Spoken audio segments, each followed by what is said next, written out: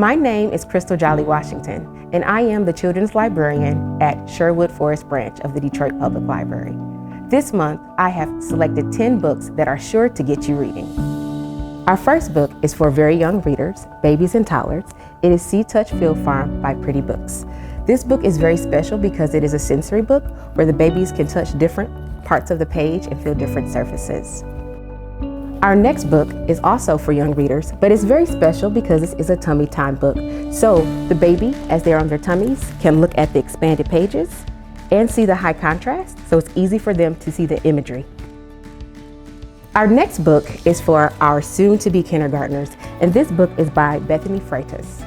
This book is special because this book gives kindergartners a confidence so that they are aware that a lot of the things that they are already doing now will prepare them to be successful in kindergarten. The author also has helpful tips at the back to help you prepare your child for school. Our next book is a classic, one of my favorites, and this is The Very Hungry Caterpillar by Eric Carle.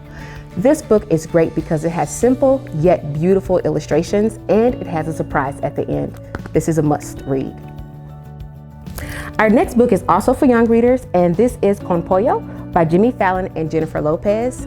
It is a bilingual story time, and it is an awesome read aloud that's funny, and it introduces Spanish vocabulary of fun things that kids like to do, like play and have fun and play football.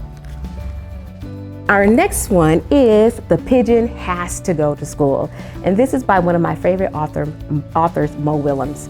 In this hilarious story, the pigeon is so overwhelmed about going to school because he's not sure what will happen. But by the end of the story, he is so excited about school that he rushes to the bus. So read this hilarious story to find out what makes him so excited about school. Our next book is Worry, Worry Well and the Classroom Jitters by Deborah Dietzen. And this is a great story to let little kiddos know that it is okay to have feelings of anxiety or worry about your first day of school. But it also provides a good solution on how you can overcome those feelings. Great read. Our next book is for a little bit older children. This book is for children who are starting to read on their own. I would recommend kindergarten, possibly the third grade, depending on their reading level. And this is Pete the Kitty's Outdoor Art Project by Kimberly and James Steen. In this story, Pete the cat has to do a project. He's done many art projects, but this time he has to use nature. He's not sure if he will even like it. So in this story, he learns that he can use his friends and his teachers for inspiration to try new things. Next up, we have an early chapter book, and this is for our readers who are reading on their own and want to challenge themselves a little bit more. So this is for grades 1 to 3, and this is the first in the series. Mayhem is a superhero. Now, she goes to regular school, but she finds out that she has superpowers. So now she has to go to a superhero school. This is a great book about how to overcome self-doubt and embrace learning new things.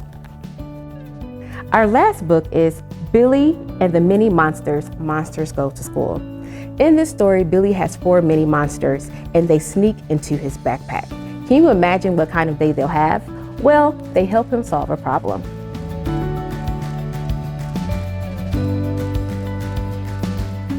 Thank you all for tuning in for the top 10 books to read this month. I am Crystal Jolly Washington, and keep reading.